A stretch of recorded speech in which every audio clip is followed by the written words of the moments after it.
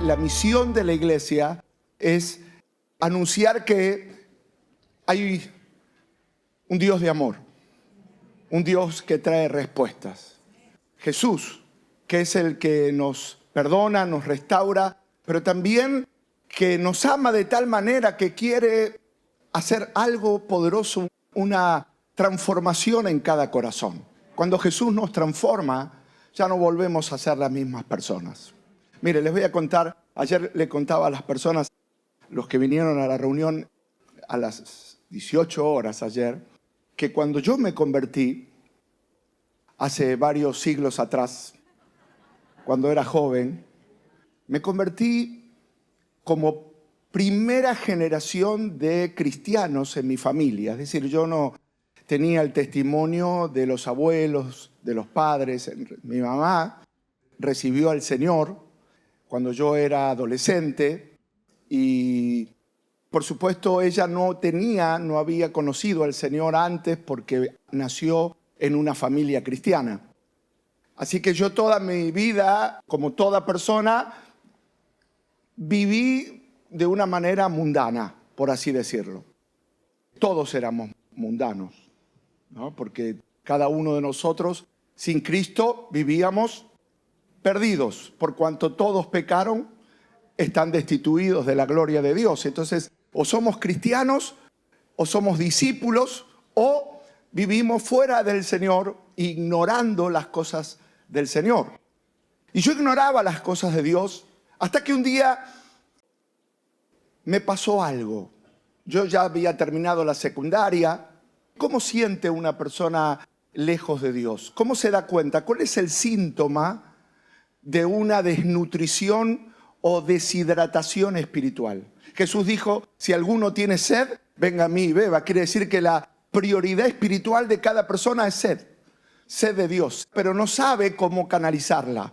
Entonces siente un vacío, una angustia, una debilidad, y entonces no sabe cómo solucionarlo porque sus ojos espirituales están cegados.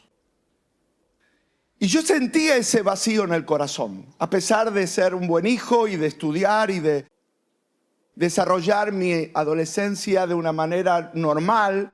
En mi corazón sentía que en la vida tendría que haber algo más y que todo lo bueno le pasaba a otros menos a mí. Siempre tenía esa necesidad de algo más.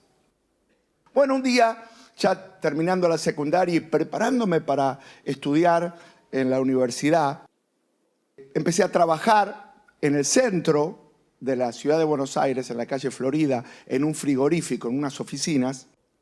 Y una mañana fue muy especial, porque esa mañana fui a trabajar no creyente, no creyente, mundano. Algunos dirán, uy, pastor, mundano. Uy. Todos nacimos así. El único perfecto fue Jesús. Amén. Nació perfecto y se crió perfecto. Siempre me pregunto, ¿cómo educar a un hijo perfecto? Porque para María y José, ¿cómo fue? ¿No? O sea, nunca mintió, nunca se enojó, nunca se equivocó, siempre fue perfecto. Nació perfecto, se crió perfecto, tomó decisiones perfectas, llegó a la cruz perfecto y fue el sacrificio perfecto para darnos una victoria a cada uno de nosotros. Qué tremendo el plan de Dios que tomó a Jesús como su sacrificio perfecto, lo que más amaba, para darnos hoy una vida y un propósito. Amén. Entonces, fui a la oficina esa mañana. Yo trabajaba como cadete y frente a mí había otro también jovencito que trabajaba en las cosas de la oficina. Y esa mañana, en un momento, me piden que vaya a un lugar lejano, en los suburbios de Buenos Aires, en esa época, el año 73, 74, ya ni me acuerdo, porque de allí, de ese trabajo, me fui sin escala al seminario. Es otra historia eso. Pero, porque dejé tan buen testimonio allí, que, bueno, ahora les cuento algo, después vuelvo. Fue tan bueno que el director y el presidente del frigorífico, cuando supo que yo iba a hacer, claro, yo le dije que iba a ir a un seminario y me dijo, te haces cura, ¿no? Porque la gente en esa época no conocía la iglesia evangélica. Y yo le dije, no, bueno, no sabía cómo explicarle para que lo entendiera fácil. Le hablé de que es la iglesia evangélica. Bueno, el presidente del frigorífico, por fin, que dijo, no, pero ¿cómo te vas a ir? Acá tenés futuro. Me estaba diciendo que la empresa estaba por instalar un servicio de computadora. Estamos hablando de la época. Me dijo, acá está el futuro. Te habíamos elegido a vos para estar a cargo y educarte y formarte en eso y darte un futuro. Y le dije, lo que pasa es que yo sentí que mi futuro está en esta vocación. Y yo no sabía que después iba a tener una hermosa familia como la que tengo aquí. Simplemente estaba diciendo, heme aquí, Señor, heme aquí, heme aquí. Qué hermoso es cuando uno se rinde a Dios, ¿no? Diciendo, Señor, no sea mi voluntad. Acá está nuestra vida, acá estamos, Señor, para rendirnos y hacer lo que tú deseas de nosotros. Como dice Isaías, ¿a quién enviaré? ¿Quién irá por ellos? Y yo me acuerdo que un pastor predicó en un campamento y dijo, ¿quién irá a los perdidos? ¿Quién irá a predicar? Y yo pasé corriendo y dije, Señor, heme aquí, envíame a mí. Y después el Señor me dijo, bueno, si lo dijiste de verdad, ahora tenés que prepararte. Bueno, te lo estaba diciendo más o menos, Señor. Pero ya el Señor había tomado en serio esa oración. Por supuesto, ya había un plan y un propósito determinado. Bueno, llegué al seminario y el presidente del frigorífico me dijo, ¿sabes qué? Dejaste algo tan especial acá. El frigorífico va a enviar carne, las medias reses, todas las semanas para que todos los compañeros tuyos en el seminario coman de lo mejor. Ustedes saben que los seminarios a veces las cuotas son muy justas y no hay un alimento. Así que en esa época fue glorioso. Me amaban todos, ¿no? Al comienzo, ¿no? Bueno, ese fue nuestro comienzo de nuestra relación con el ministerio, con la obra de Dios, la formación. Pero antes de la formación vino la conversión. Y la conversión vino de una manera diferente, porque yo no me convertí en una iglesia en realidad.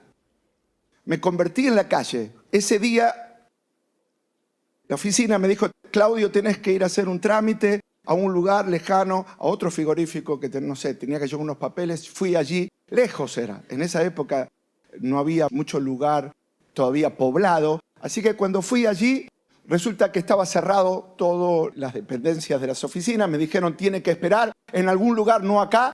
Vaya a algún lugar, espere. Y esperar en un campo, ¿no? Así que estaba en medio ahí como diciendo, ¿y qué hago? Y de repente, sin pensarlo, sin que nadie me cante un coro, el fuego cae, todo esto, nada. De repente el Espíritu Santo me empezó a hablar y me dio convicción y me dijo, ¿y qué estás haciendo con tu vida? ¿Y cuál es la razón de por qué llegaste a este mundo? ¿Y para qué naciste?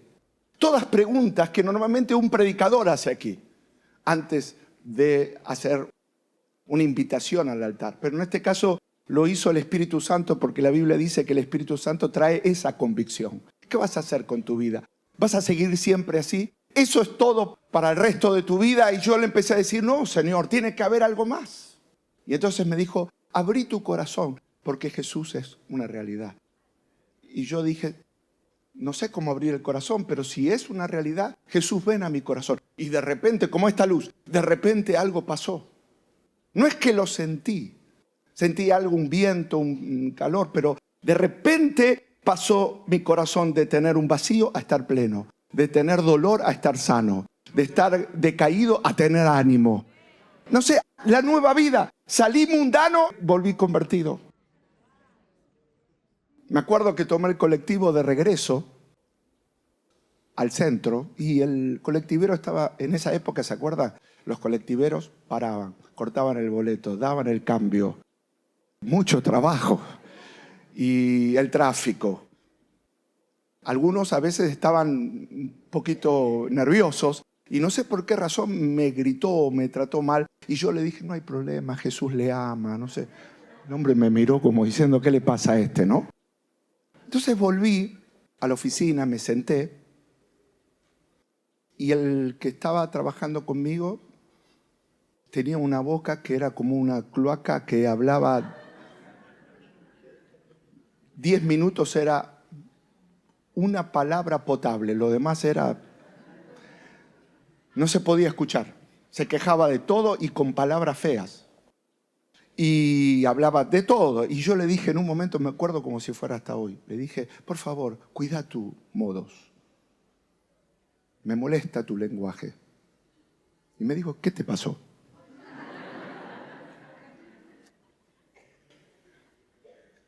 Mi mamá pedía oración por Claudio en la iglesia. Al pastor. Oren, oren, oren. Y yo siempre le decía, no, no, no. Así que alguna mamá, algún papá, algún padre que le está diciendo a sus familiares, anda a la iglesia y te dicen, no, no, no. Pero ese va a ser un tremendo siervo de Dios, se lo puedo asegurar. Siga clamando, siga orando, pida oración. Porque hoy entendí que ese encuentro que tuve en la calle fue motivo del clamor continuo de todos los que intercedían por el hijo de esa creyente que se resistía a ser fiel a Jesús. Y oraban porque ¿quién más cercano a un hijo que un familiar que ve el dolor, la angustia, la tristeza, la desesperación? Entonces uno dice, pero yo lo veo tan mal a mi familiar. ¿Qué hago? Ore. Dios contesta las oraciones. Sin Cristo, ¿qué hace? Lo ve mal y lo sacude. Vamos. Pero no es con fuerza humana, es con el Espíritu Santo. Amén. Ahora, el Espíritu Santo me cambió, me transformó. Y lo va a hacer contigo también, lo va a hacer con tu familia. Lo va a hacer con tus hijos, lo va a hacer con todos aquellos. Porque la bendición es generacional. Y dice la Biblia, te bendeciré a ti y a toda tu casa. Y llegó un momento en que Josué vio al pueblo que entró a la tierra prometida. Algunos de ellos tenían tendencia a que su corazón siguiera con un pensamiento de esclavitud. Eran libres de Egipto, pero Egipto estaba en ellos. Y ese es un gran problema para los cristianos. Somos libres de lo que fue la vida pasada, pero hay cosas que quedaron en el corazón. Y el Señor en estos días, con el poder y el fuego del Espíritu, nos va a hacer completamente libres para poder llevar la verdad de Cristo a esta generación. Amén. Entonces, cuando fui totalmente transformado en la calle, le dije a mi mamá, el martes era un día de estudio bíblico, a las 6 de la tarde, no sé, 8 de la tarde en la iglesia. Iban 8 personas, no había mucha gente, no estaban muy interesados. Pero yo le dije, ¿a qué hora es la reunión de estudio de la Biblia? Y mi mamá me mira y dice, ¿qué te pasó? Porque Dios me había transformado en la calle. Le dije, quiero aprender la palabra. Ella trabajaba, así que yo fui temprano y me senté en la primer fila.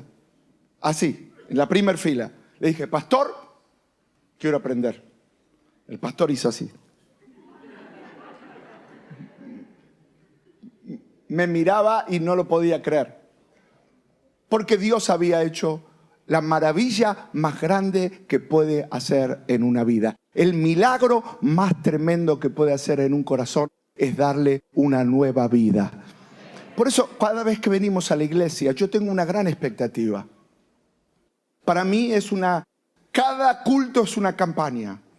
Cada culto es como si yo viajara, que ustedes saben, el pastor está acá, el pastor viaja allá, el pastor hace un evento allá. porque para mí es una gran oportunidad que toda persona que vino aquí tenga un encuentro personal con Jesucristo, porque al ser transformado por el Señor ya no sale igual. Y usted no va a ser igual. Va a tener todo lo que dejó en su casa, su suegra, su cuñada. Todo queda igual, pero usted va a ser totalmente transformado. Las cosas van a cambiar y hasta, ¿sabe qué? La economía va a cambiar, los recursos van a cambiar.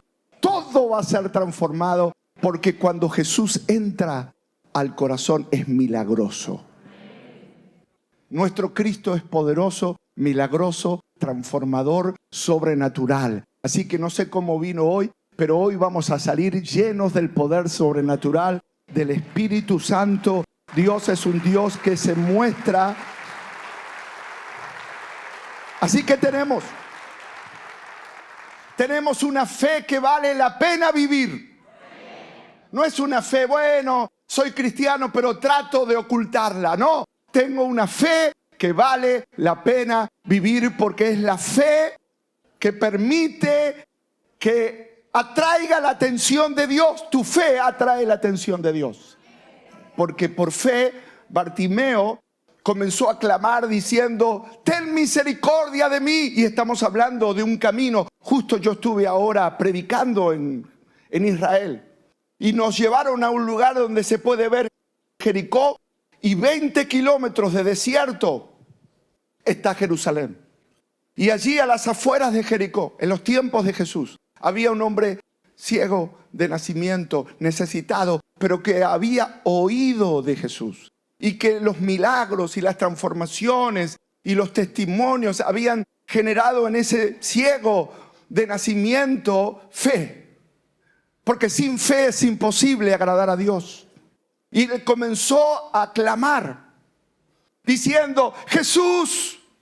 Y la gente le decía que se calle, le decía: no te queremos escuchar, estás molestando, sos un estorbo. Pero él clamaba aún más.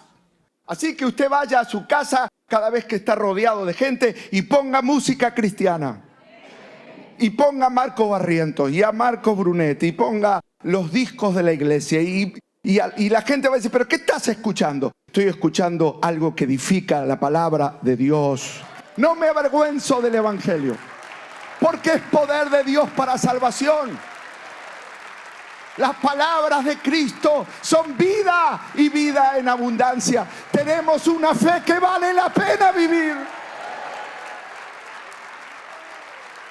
Una fe, diga conmigo, una fe que vale la pena vivirla.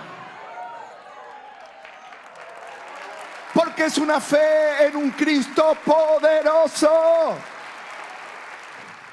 ¿Por qué digo que atrae la atención de Dios? Porque cuando Jesús, ocupado, estaba en las semanas, los días previos a su máxima obra, la que en realidad vino a hacer, ¿cuál fue? La obra de la cruz. Así que camino ya a su obra, se detuvo ante la oración y el clamor de alguien que dijo: ten misericordia de mí. Y esa fe que vale la pena vivir es una fe que atrae y detiene a Jesús. Yo no sé, vivimos en un mundo ocupado, vivimos en un mundo donde nadie nos escucha, donde estamos solos, donde nadie nos presta atención, pero le digo algo: Jesús lo está escuchando. Hermano, hermana, Jesús lo está escuchando. Levante sus manos y dígale: Señor, aquí estoy. Estoy aquí para adorarte, para alabarte. Es la fe que nos inspira, que nos alienta. El mundo, los deseos de la carne, la vanagloria de este mundo, la incredulidad de este mundo, nos quieren apagar esa clase de fe que vale la pena vivir. Y usted en una mesa de café puede encontrarse con un incrédulo que le va a dar todas las razones lógicas humanas para decirle: ¿cómo vas a tener fe en el siglo XXI en un Dios que no podés no podés analizar científicamente, los algoritmos de la computadora no lo pueden discernir. Pero nuestro Cristo es el mismo ayer, hoy y por los siglos de los siglos. Y sigue haciendo milagros y maravillas donde quiera que voy. Hay milagros y maravillas que siguen ocurriendo en esta generación. Mire, esta es la generación de la inteligencia artificial, es la generación de la tecnología, es la generación de los grandes avances que pueden traer mucho beneficio al ser humano, pero nadie puede darte la plenitud, la paz, el gozo, la transformación que Cristo te da. Solo Jesús. Por eso no estamos enfocándonos, bueno, Jesús me puede sanar. Bueno, sí, la ciencia está avanzando y también puede ayudar. La ciencia puede ayudar en la carne, en lo que es humano, pero la ciencia no puede transformar un corazón vacío. No puede liberar a un corazón lleno de ataduras y de tristezas y de depresión y de angustia. Solo Jesús lo puede hacer. Solo Jesús lo va a hacer hoy en tu vida. Es una fe que vale la pena vivir. Usted y yo tenemos el privilegio, el enorme privilegio de vivir una fe en esta generación, este domingo a la mañana. Este hermoso domingo, precioso domingo. La gente está planeando encontrarse, comer, algunos pueden llegar a hacer un asado, otros van a visitar a alguien. Eso está hermoso, la familia, pero qué bueno es empezar el domingo escuchando una palabra de Dios, escuchando una palabra inspirada por el Espíritu Santo. Gloria a Dios. La fe que vale la pena vivir es una fe que nos da ánimo. ¿Cuántos vinieron necesitando ánimo? Algunos necesitan medio ánimo porque levantaron así. Jesús dijo, ten ánimo, yo estoy. Y estaban pasando una tormenta. No es que ser cristiano te hace diferente a los demás y por lo tanto las tormentas no nos van a tocar. Las tormentas están en el mundo. Yo estuve preguntando por qué en el mar de Galilea cada tanto se habla de una tormenta. ¿Por qué? Porque está rodeado de los montes del Golán alrededor. Una zona muy cambiante en el clima y el agua se agita con grandes olas, tal cual como dice la palabra de Dios. Y los discípulos en varias oportunidades, Jesús estaba en una de ellas en la barca durmiendo y había una tremenda tormenta. En otra estaban solos, ya no estaba Jesús, estaban solos y Jesús venía caminando sobre las aguas y ellos pensaban que se iban a pique y el Señor les dice, tengan ánimo, soy yo, Jesús. Y calmó el viento y cesó la tormenta. Y ellos dijeron, ¿quién es este que aún el viento y el mar le obedece? Yo quiero decirles que la fe que vale la pena vivir es la fe que nos da ánimo en el medio de las tormentas. Vivimos en la mayor, tal vez, angustia de lo que puede tener una persona responsable, diciendo, ¿y qué va a pasar? ¿Cómo sigue? ¿Cómo va a seguir mi casa, mi trabajo, mi familia? Nos sentimos siempre preocupados por el futuro. El futuro nos preocupa, lo que va a pasar. Pero cuando tenemos a Jesús que nos dice, yo estuve ya en el futuro y sé lo que te va a pasar. Así que a los que aman a Dios, todas las cosas ayudan a bien.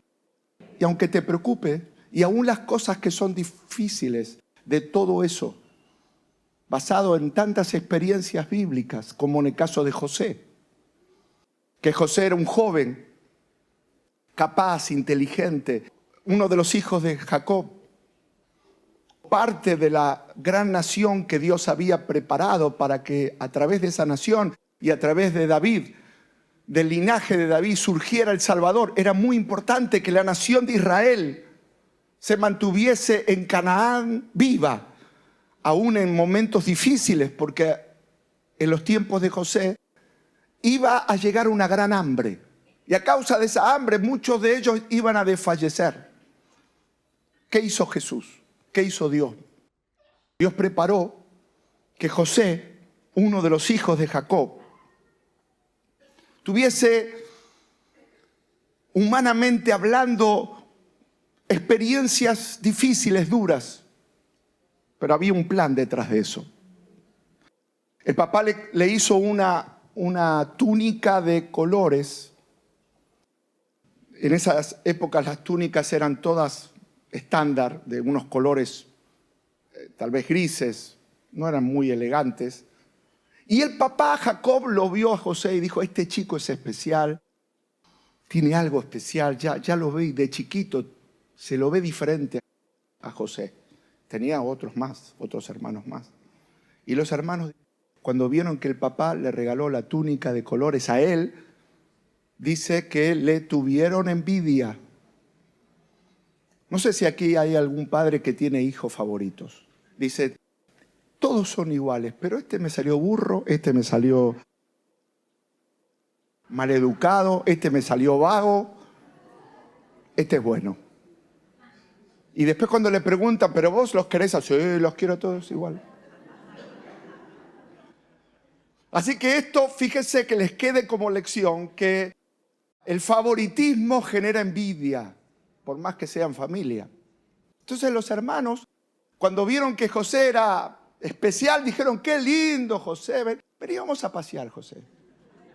Se lo llevaron al campo y los hermanos lo odiaron, lo envidiaron y le dijeron, a este lo matamos.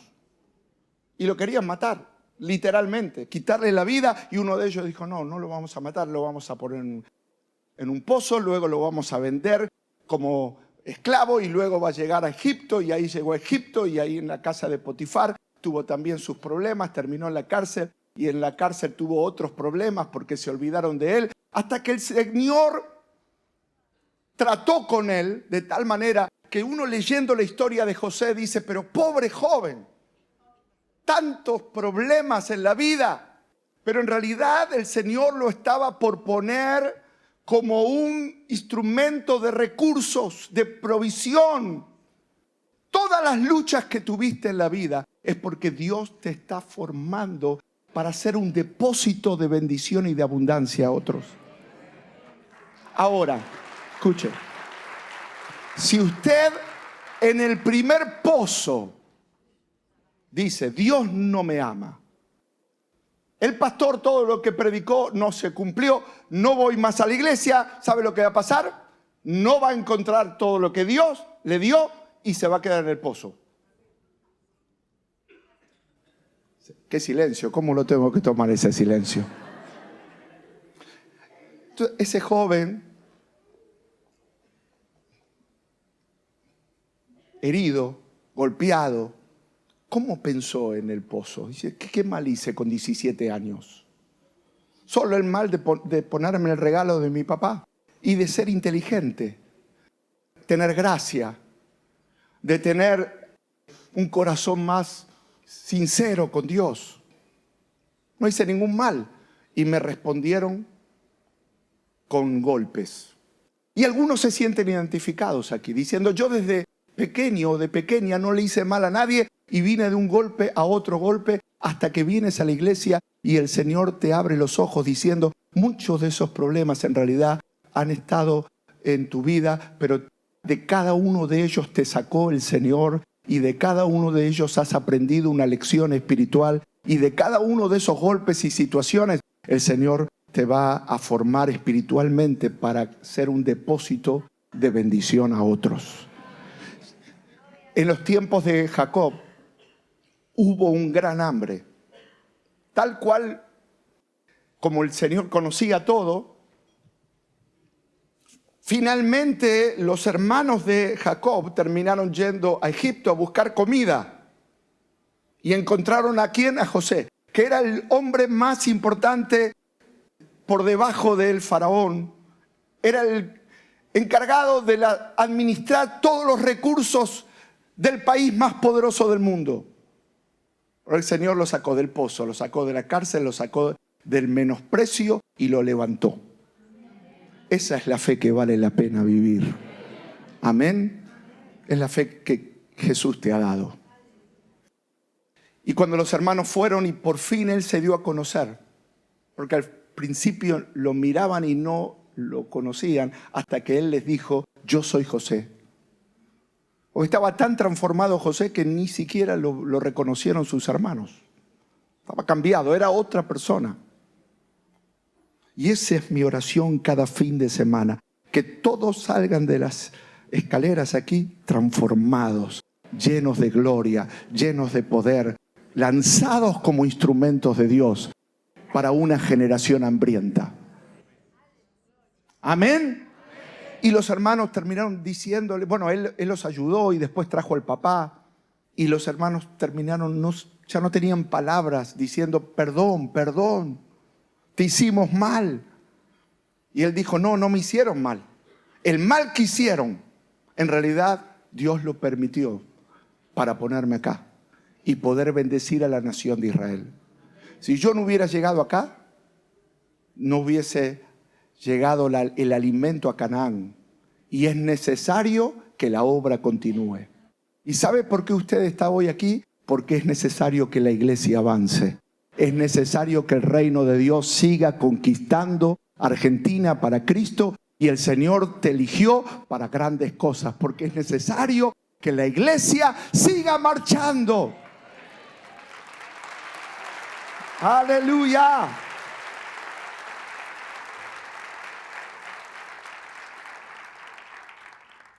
Una fe que vale la pena vivir. Es la fe que nos da victoria, y no tengo mucho tiempo para decirlo ahora, pero nos da la victoria frente a circunstancias que parecen imposibles de transformar. En uno de los viajes que hicimos, en cada uno de esos viajes había cultos, ahora, la semana pasada. Había reuniones poderosas. Pero me llamó la atención un lugar donde había una fortaleza donde se refugiaban los habitantes de la zona de Israel. Y cuando vinieron los romanos a expandirse hasta allí, la manera de conquistar que tenían los romanos, muchas veces cuando era imposible subir las montañas, era sitiar las fortalezas. Era cortarle las provisiones, cortarle el agua, cortarle el acceso al alimento. Entonces hoy en día se puede ver todavía los restos de las civilizaciones, especialmente de los sitios de los romanos en algunos lugares. Y ellos entonces, ¿qué hacían los romanos? Tenían tiempo. Llevaban mucha comida, mucha comida, sitiaban en este caso Samaria. La historia que les estoy contando en Segunda de Reyes, capítulo 7. En los tiempos de Eliseo, y dijeron, queremos a Samaria. El ejército sirio, como lo hizo después el ejército romano, tenían esa estrategia militar. No iban a pelear, no exponían a los soldados. Se quedaban afuera, en tiendas, con mucho alimento, mucha provisión, mucha ropa, y se quedaban hasta que los que estaban adentro muriesen de hambre. En los tiempos de Eliseo pasó exactamente eso, salvo que adentro de ese lugar donde estaba el pueblo de Dios reunido, puertas cerradas, porque estaba el sitio de los sirios afuera, dentro de ese lugar, juntamente con el rey y toda la población estaba, ¿sabe quién? Eliseo. El que había resucitado al hijo de la mujer sunamita, el que había hecho levantar el hierro del hacha que estaba en el fondo de un río, el que había seguido los pasos de Elías y que había recibido el manto del don y del rol profético. Ese hombre estaba allí y toda la gente se peleaba por un poquito de harina. ¿Y a cuántos les gusta leer la Biblia? 4, bueno, está bien, espero que les guste más. Pregunto otra vez, ¿a cuántos les gusta leer la Biblia? Amén. ¿Cuántos creen todo lo que dice la Biblia? Amén. Esa historia que les voy a narrar brevemente está en el libro de Segunda de Reyes, capítulo 7. Léalo, porque es muy bueno. Y cuando yo les hablé hace 2 domingos atrás de los amigos que abrieron el techo, ¿se acuerdan? Abrieron el techo, bajaron al paralítico y Jesús enseñaba. Y estaba la multitud. ¿Y quién más estaba? Los escribas. Y les enseñé que cuando uno escucha, ocurren 2 cosas. Uno escucha y a la vez habla. Porque dice que los escribas escuchaban las enseñanzas de Jesús y hablaban en su corazón. Y dicen blasfemia. ¿Se acuerdan de ese sermón? Es un sí medio que no se acuerda mucho. Y que yo les dije, ustedes me están escuchando a mí y están pensando, pastor, termine que me quiero comer ravioles. ¿Se acuerda que le dije eso? O sea, escuchan, pero a la vez adentro también responden. Todo está muy lindo, pero vamos, pastor, vamos. Bueno, eso pasaba con los escribas. Escuchaban a Jesús enseñanzas y decían en su corazón, no lo creo, no puede ser, este es blasfemo. Y Jesús conoce los pensamientos y dijo, ¿qué cavilan, qué piensan en sus corazones? ¿Qué es más fácil decir? ¿Tus pecados te son perdonados o levántate y anda? ¿Se acuerdan? Yo me acuerdo, gloria a Dios, amén, amén. Recibí milagros, recién oramos, ¿no? Amén. Todos los que levantaron las manos también recibieron esa unción, ¿eh? Ahora no me acuerdo lo que estaba diciendo. Nada, sí. Si no me acuerdo ya lo de Segunda de Reyes es preocupante, ¿eh? Pero no me acuerdo de todo. ¿Qué era lo que estaba diciendo? No. Entonces, Segunda de Reyes, capítulo 7. Yo quisiera que ustedes lo lean. Segunda de Reyes, capítulo. Otra vez, Segunda de Reyes, capítulo. Tarea para el hogar.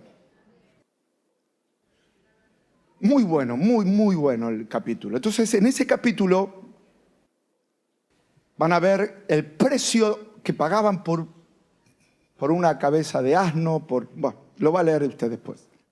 Y después, dentro de ese sitio, de esa angustia que faltaba el alimento, de repente viene el profeta, el Señor le dio palabra al profeta y le dice a Eliseo, le dice al rey y al comandante del ejército, que conocía las provisiones, que sabía que no tenían nada de harina y nada de alimento, les dice el Señor, que mañana a esta hora la harina va a abundar y que por mucha harina se va a pagar una monedita. Entonces, ¿cuál fue la reacción del comandante? Ni siquiera si abre la ventana a Dios de los cielos va a pasar eso. Como diciendo, si Dios abre los cielos y los ángeles tiran harina, ni tampoco lo creo. Y entonces Eliseo se ve que le dice, y lo vas a ver, pero no vas a comer. Ahora les cuento la historia o se las cuento la semana que viene. Ahora. No como el faraón que dice mañana, no, ahora. Entonces, qué tremendo, ¿no? ¿Y qué pasó? De aquí a 24 horas todos van a tener abundancia.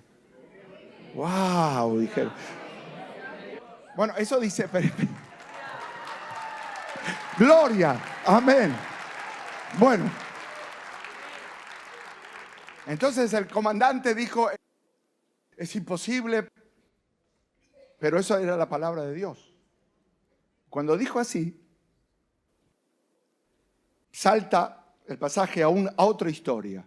En el mismo relato dice, y había 4 leprosos a las puertas de ese lugar que no podían entrar. ¿Por qué estaban afuera?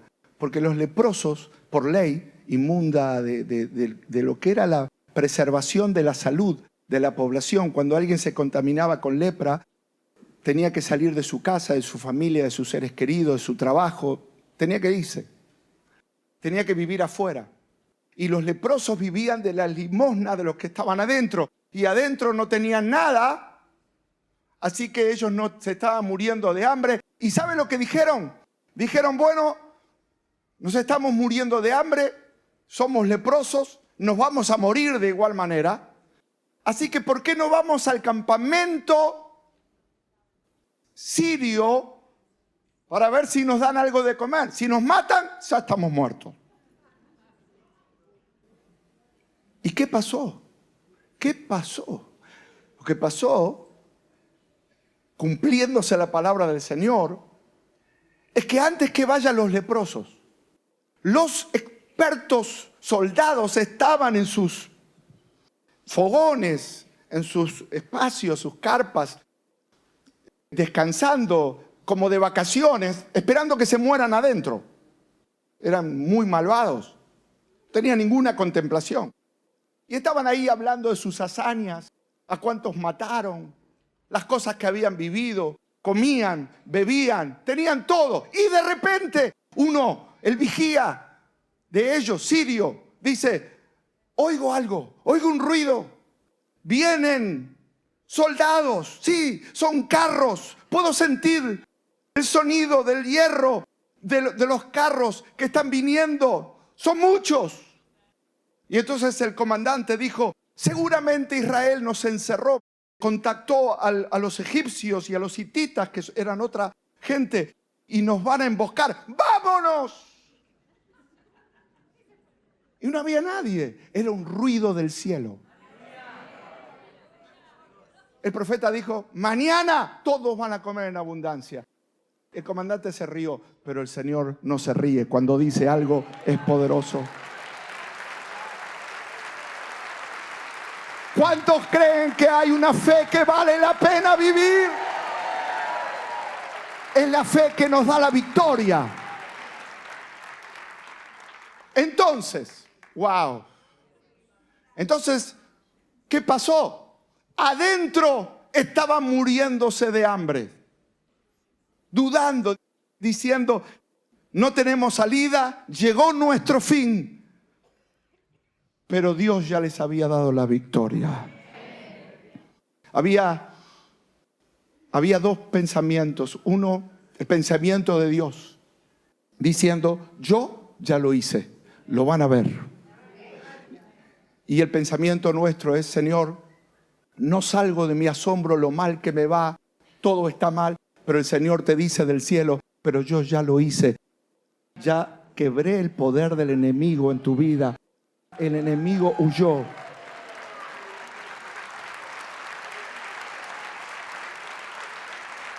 Tremenda verdad. Tremenda verdad. Entonces, los leprosos llegan diciendo, hola, ¿hay alguien por ahí? Permiso. No encuentran a nadie. Entran a una carpa, no hay nadie. Estaban muertos de hambre y estaba el guiso ahí saliendo, el humo. Y comenzaron a recorrer y se dieron cuenta que no había nadie en todo el gran, inmenso campamento.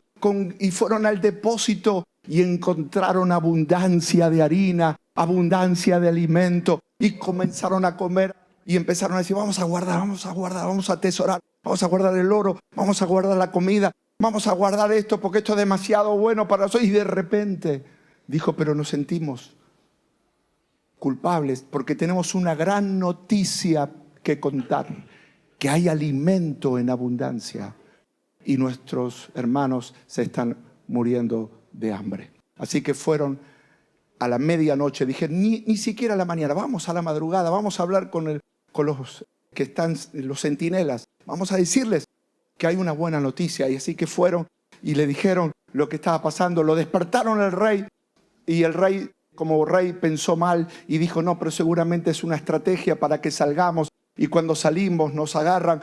Y después dijeron, pero igual ya estamos mal igual, así que vamos a ver. Y se dieron cuenta que había todo, estaba todo. Y entonces el rey anunció y dijo que vayan a comer. ¿Y sabe quién estaba en la puerta? En la puerta diciendo, orden, orden, el comandante. Ese que Eliseo dijo, lo vas a ver, pero no vas a comer. Porque él dijo, Momento, orden, orden. Y toda la ciudad vino corriendo y lo aplastaron.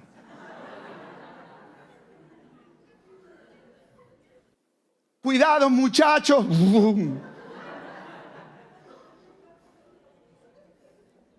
Conforme a la palabra de Dios y de Eliseo. Tremenda historia. Tremenda historia de la incredulidad también.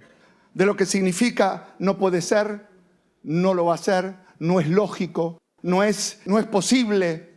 Porque claro, ¿cómo uno puede predecir a Dios?